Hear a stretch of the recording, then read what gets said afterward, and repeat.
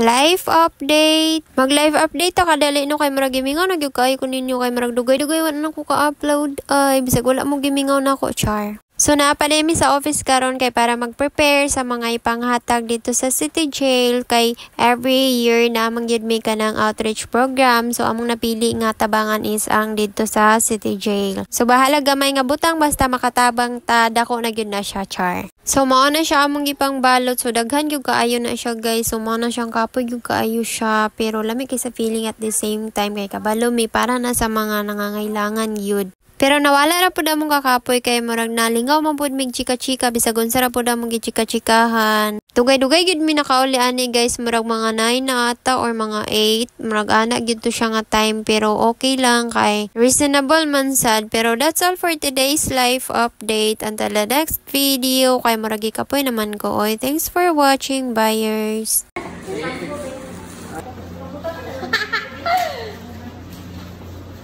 Mana to siya?